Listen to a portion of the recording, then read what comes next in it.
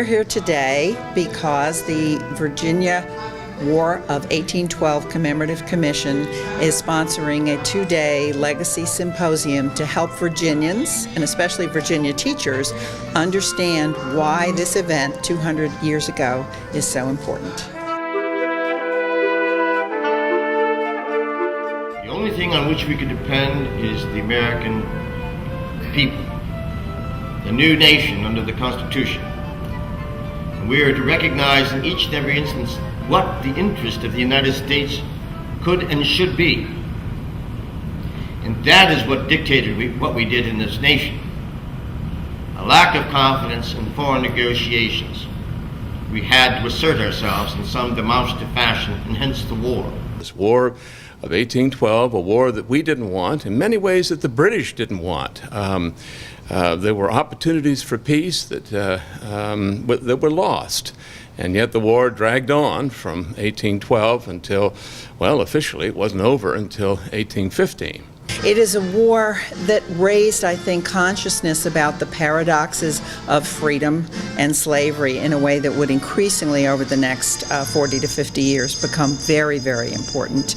And it is a war that created symbols and icons of what we think of when we think about ourselves being Americans. What we understood coming out of this War of 1812 was that we would need a series of coastal fortifications. Monroe realized we needed a place to train a cadre of professional officers that the Army and militia had not performed universally well during the War of 1812. This was the place right next to the water where naval operations during the war took place, and it is the place that Virginians associate most closely with the war when they think about it. It is here that much of our encounter with the British occurred, and it is this place that still stands to remind us of that legacy. The British began operating in the Chesapeake Bay in 1813, and of course this point right here was a strategic hub for controlling the entire York River, the James River,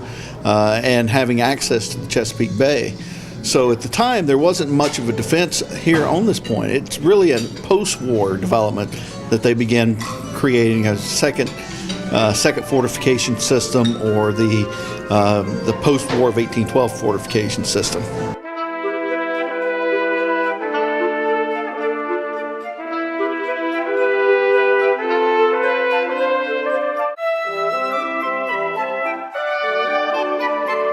It's really important when we think about where we are here at Fort Monroe to consider all that has happened and how we happen to be here today.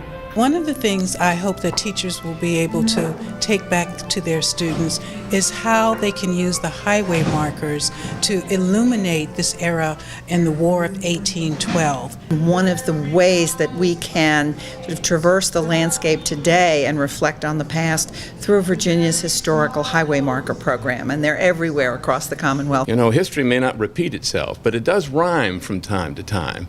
And now this country is in a position to evaluate many things with regard to its foreign policy and the burdens that are put upon the President and upon the Secretary of State. And if we look at our history, we can see that the complexities of today were often the complexities of back then. I would encourage anyone to make the trip to come here. You will learn history. You will learn something about the people who lived in this fortress and manned this fortress and provided us with the defense that we've needed. And it's so approachable, as so many things with regard to defense are not approachable. We can learn about ourselves in coming to this fortress.